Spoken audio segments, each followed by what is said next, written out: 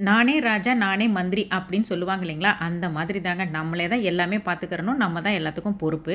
Festival அதுவுமா வேலைய ரொம்ப வளர்த்துக்க வேண்டாம் அப்படின்னு சொல்லிட்டு, நேத்தே பார்த்தீங்கன்னா, கொஞ்சம் ஸ்ப்ளிட் பண்ணி 3 ஸ்டார் காம்போ வந்து மத்தியானத்துக்கு மேல ஊற வச்சிருந்தேன். நைட்டு நல்லா ஊறி வந்துருந்துச்சு. அது கூட ஃபர்ஸ்ட்டு வந்துட்டு ஊற வச்சிருந்த அவல் ஆட் பண்ணிட்டு, அதுக்கப்புறம் மற்ற எல்லாத்தையுமே ஒன் பை ஒன்னா ஆட் பண்ணி, நல்லா வந்துட்டு கொரப்பா அரைச்சு எடுத்துக்கிட்டேன். இன்னைக்கு மார்னிங் பார்த்தீங்கன்னா, நல்லா சூப்பரா வந்துட்டு புளிச்சு பொங்கி வந்துருந்துச்சு. ஸோ, இதில வந்துட்டு இட்லியும் ஊத்திட்டு, அது கூடவே அப்படியே தோசையும் ஊத்தியிருந்தேன். ரொம்பவே சூப்பரா வந்துருந்துச்சு. இதுக்கு சைட் டிஷ் பார்த்தீங்கன்னா, நான் வெண்டைக்காய் சாம்பார் தாங்க பண்ணியிருந்தேன். ஒரே மாவு தான் இட்லிக்கும் யூஸ் பண்ணுவேன், தோசைக்கும் யூஸ் பண்ணுவேன். தனித்தனியாலாம் வந்துட்டு பெருசா ஆட்டுறது கிடையாது. பசங்கள்லாம் ஸ்கூலுக்கு கிளம்பி போனதுக்கு அப்புறமா ஒரு 7:45 போல பக்கத்துல உள்ள தமிழ் கடைக்கு தான் போயிருந்தேன். பார்த்தீங்கன்னா, நாளைக்கு விநாயகர் சதுர்த்தி இல்லைங்களா? ஸோ, அதுக்கு தேவையான கொஞ்சம் பழம், பூ, காய்கறிலாம் வாங்கிட்டு வந்துடலாம் அப்படின்னு சொல்லிட்டு, நான் பெருசா தேக்காலாம் போய் பர்ச்சேஸ் பண்ண மாட்டேன். ஏன்னா, எல்லா திங்ஸுமே பார்த்தீங்கன்னா, நம்ம வீட்டு பக்கத்துல உள்ள தமிழ் கடையிலேயே சூப்பரா கிடைக்கும். அதுவும் ஜூராங் ஈஸ்ட்ல கேட்கவே வேண்டாம். அவ்ளோ தமிழ் ஷாப்ஸ் இருக்கு. விட்டு போனதெல்லாம் வந்துட்டு திருப்பி ஈவினிங் தான் போகணும். ஸோ, இன்னைக்கு இதுதான் பர்ச்சேஸ் பண்ணியிருந்தேன். இதுவே பார்த்தீங்கன்னா, ஒரு $60, $70 கிட்ட வந்துருச்சு.